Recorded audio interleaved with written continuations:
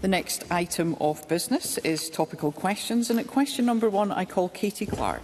Thank you, Presiding Officer. To ask the Scottish Government whether it will consider an independent external evaluation of the pilot scheme that provides victims in rape and serious assault cases with access to transcripts in light of reports of some waiting a year for transcripts in their court cases. Cabinet Secretary Fiona Hislop. Presiding Officer, I am answering this question today as both the Cabinet Secretary for Justice and the Minister for Victims and Community Safety are engaged on unavoidable important Scottish Government business elsewhere, which I have intimated to the Presiding Officer and the questioner. The Scottish Government recognises that considerable delays in people receiving transcripts will cause distress and apologises for this. It is not good enough, and it is an issue that we are working closely with the Scottish Courts and Tribunal Service to address. The pilot was extended for a further year so that lessons can be learnt on delivery and communication with requesters, which also needs addressed. The pilot has proved successful in that more than 87 applications have been received from March 2024 to February 2025.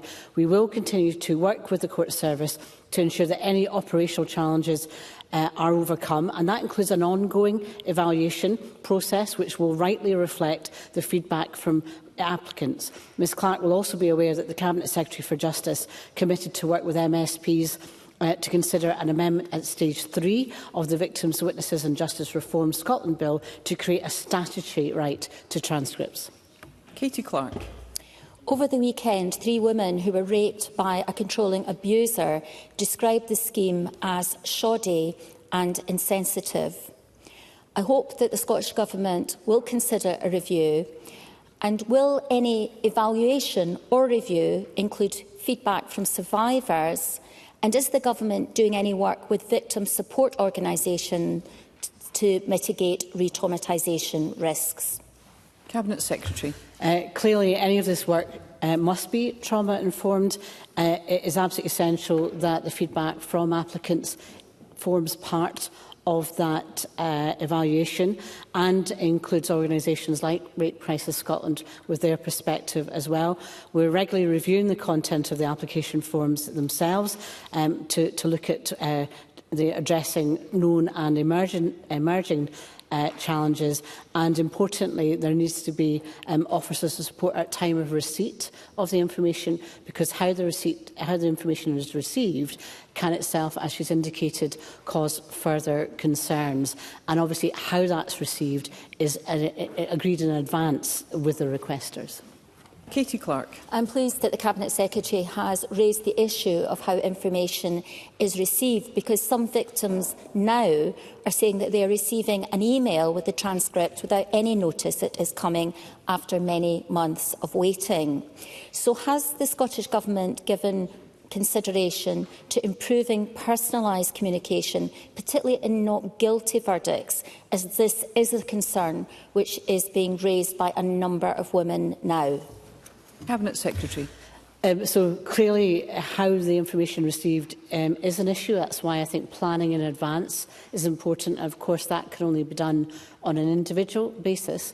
Some people have requested email, some people have requested information in other forms, and I think attention particularly to the communications aspect is really important, and I will ask the Cabinet Secretary to address the issue around not guilty issues in terms of getting the transcripts for those situations, because obviously any individual's situation is different, but the trauma that people perceive and people have experienced has to be recognised.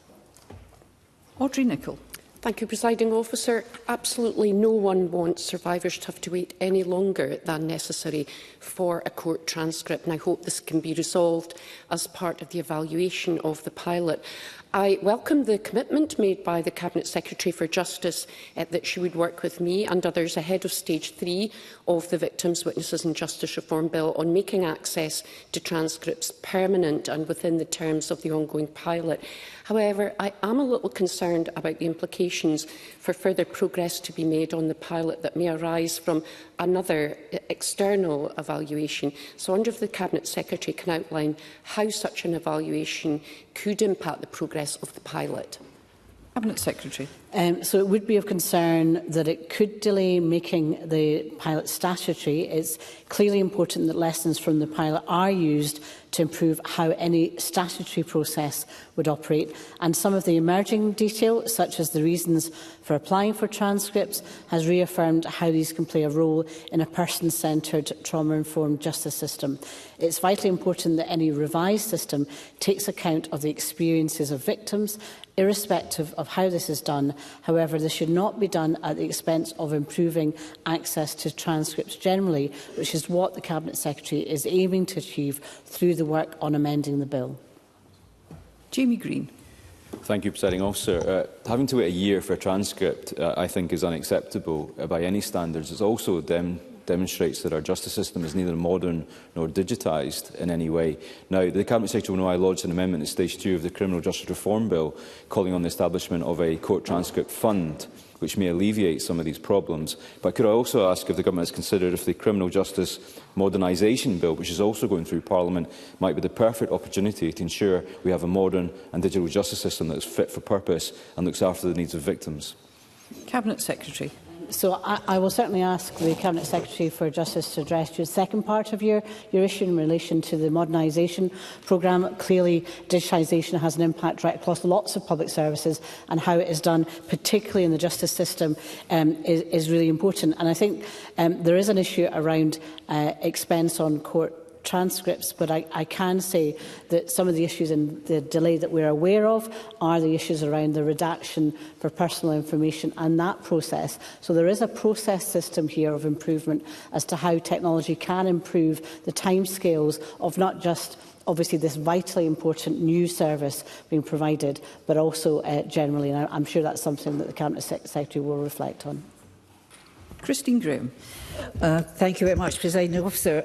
Just recently, I met a constituent who had been raped in 2022, went to trial in 2024, but there was a not proven verdict, and that brought home to me how dreadful the stress and lasting trauma is, even continuing to date.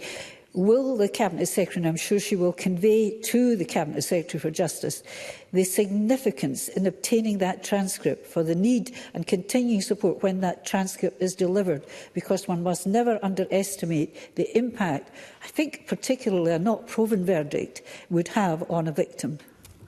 Cabinet Secretary.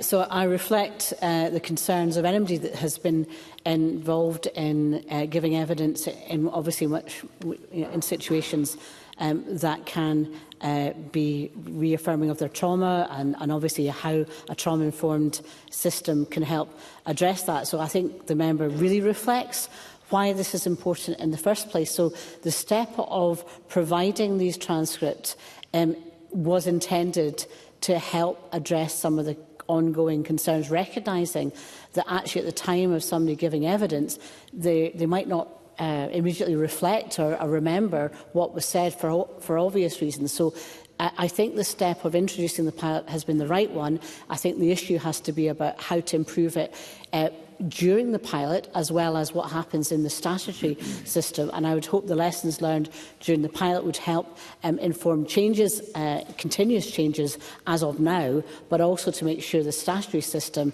if a Parliament approves that and when the bill is amended, can actually be a strong one for exactly the reasons that Christine Graham has set out. Thank you. Question number 2, Willie Rennie. To ask the Scottish Government what practical steps it is taking to review the funding model for Scottish universities in light of recent reports that the number of international students enrolled at Scottish universities fell by more than 10% between 2023 and 2024.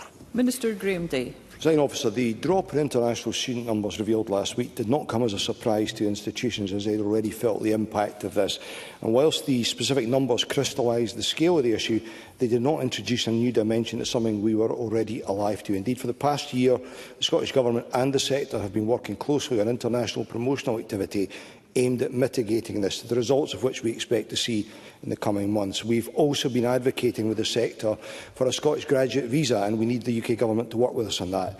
But on the specific issue of funding, thanks to the recent Scottish Government budget passed with the support of Mr Rennie and his party, the university funding allocations for 25-26, which institutions will receive sight of in the next 10 days or so from the SFC, will show an uplift in teaching price. And as I indicated at an Education Committee session some months ago in response to a question again from Mr Rennie, we are absolutely open to exploring the future funding model with our universities, albeit starting from the position that we will not be reintroducing tuition fees.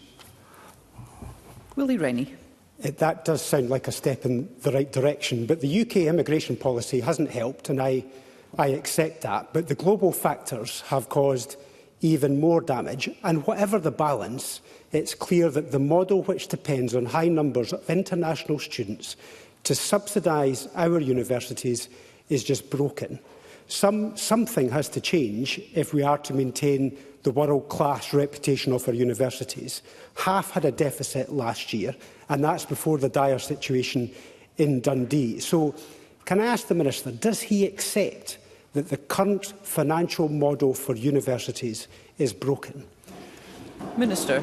Presiding Officer, what we recognise is that the assumptions upon which the current financial settlements are predicated have, mainly through circumstances out with control of Scotland, as Mr Rennie alluded to, they've changed. Damaging actions around migration and the geopolitical events have, for example, impacted on a model which had worked. So the Government are, for our part, committed to engaging constructively with the sector to look at future-proofing the funding approach. Indeed, whilst the situation at the University of Dundee is uppermost in all of our immediate activity, the Cabinet Secretary and I had a very preliminary conversation with University Scotland on this and agreed to return to the subject before the summer. But we need to be clear here that our support for free tuition is about more than ideology. It's founded on equity of access, an equity of access approach, and beyond that simple logic. And because we should all be mindful of that UCU survey of a couple of years ago, which showed that if tuition fees were to be reintroduced, as some are suggesting, two-thirds of students say that at very least have to think hard about whether university was an option for them, potentially wrecking the very foundations our university offering is built upon. So access to higher education based on the ability to learn, not the ability to pay, needs to stay. Willie Rennie. The Minister knows that this is bigger than tuition fees. This is about the future of our universities and their world-class status. I hope he accepts that, and I think he does understand that. And if we use tuition fees all the time as the blockage to discussion, we're going to get nowhere. So can I take him forward on this?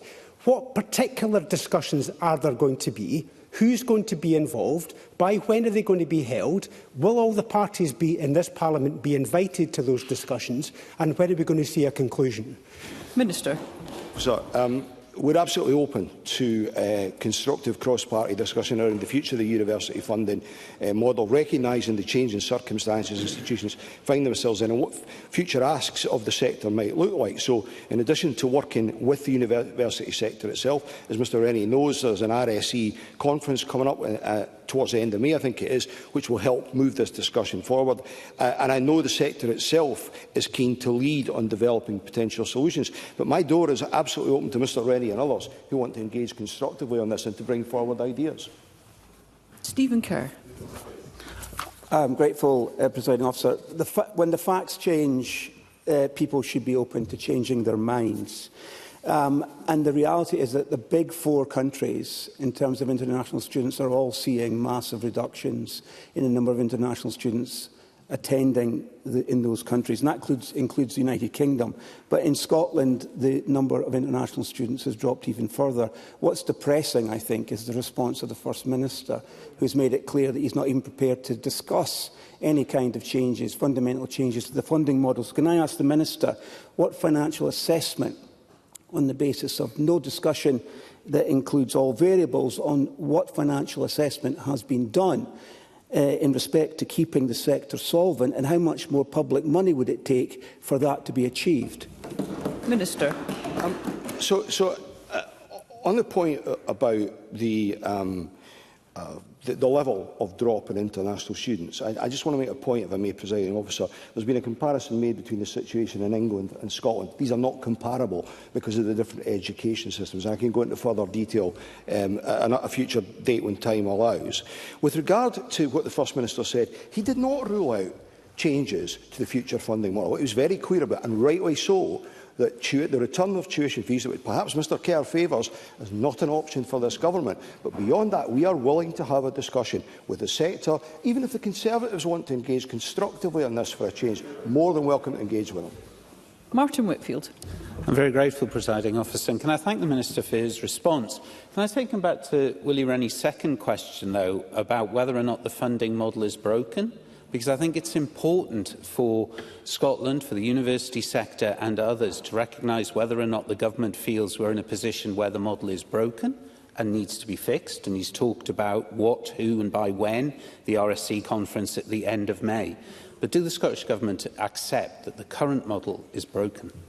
Minister. I don't accept that the current model is broken, but I do accept that it is under severe pressure, largely because of circumstances out with our control. And I think it's incumbent on all of us, and I say this very gently and with respect to Mr Whitfield, not to add to the existing pressures that the sector were already facing or are already facing. And one such additional pressure which has arisen is a £45 million ask as a result of Labour's employers' national insurance hike. So I'm happy to engage constructively. I think all of us collectively have to realise the pressures from wherever they've come that are on the sector.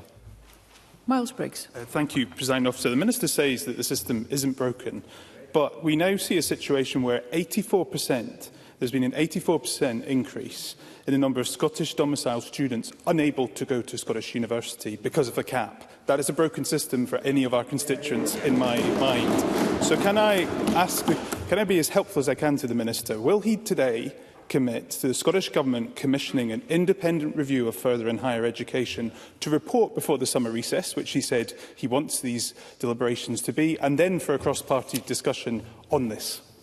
Minister. Presiding Officer, we can stand here and bandy stats back and forth. I can point to the fact that there are record numbers of Scots going to university in Scotland, and that is a success story. And I'm going to take no lectures from the Conservatives. Well, here we go. Well, you just knew that would be the case, Presiding Officer, about taking responsibility for this, because fundamentally we are in this situation, first of all, because of the actions of their Westminster bosses in wrecking the international student market with a migration policy. And of course, let's not also forget, Presiding Officer, that the budget I touched upon earlier that will bring some additional funding, welcome additional funding for the university sector, is one the Conservatives sought to vote down.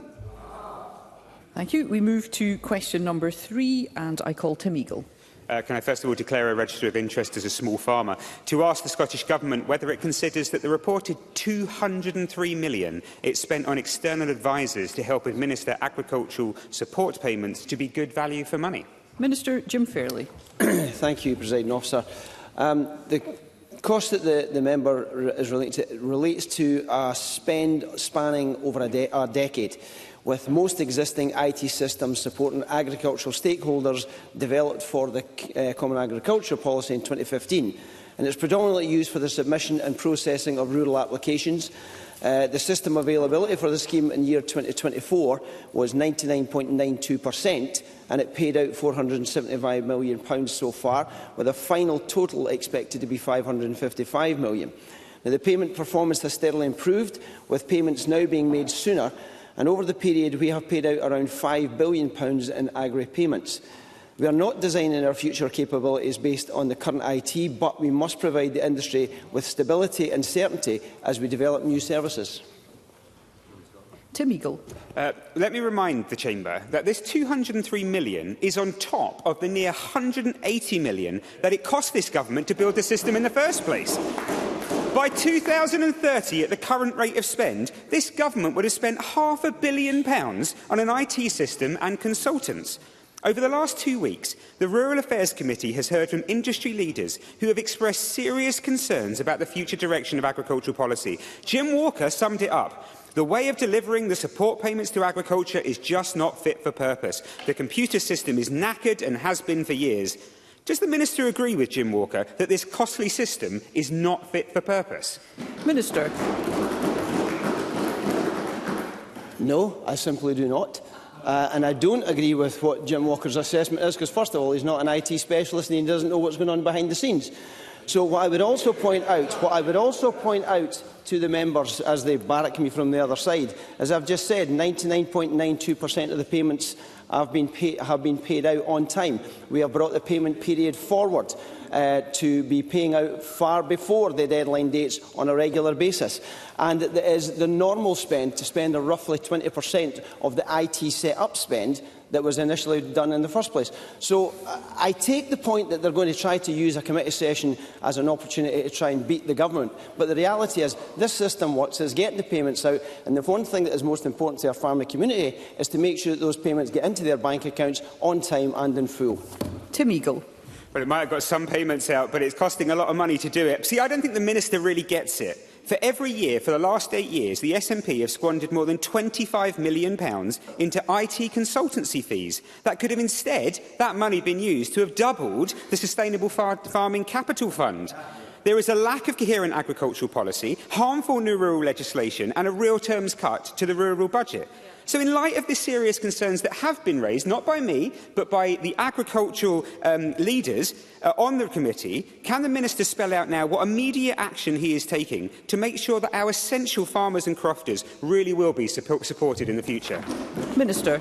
I find it ludicrous that the member could sit there and say that we're squandering £20 million when we are actually getting the payments on time, in full, every single year, well before the time they're required to do so. And this government has done nothing other than support the agricultural sector time after time after time. Every time there has been an issue, we take up that issue and we find the solutions for it. So I find the questioning of the member absolutely ludicrous.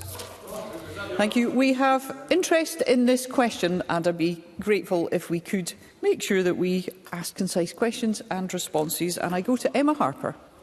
Thank you, Presiding Officer. The purpose of the payment system is to ensure that money goes into the pockets of farmers and crofters, money which the SNP decided our agricultural sector deserved and was worthwhile, while other parties elsewhere in the UK decided to take that money off the farmers. Can the Minister please reiterate how the Scottish Government's rural payment system has ensured money gets into our agricultural sector and the rural economy on time and as quickly as possible? Minister.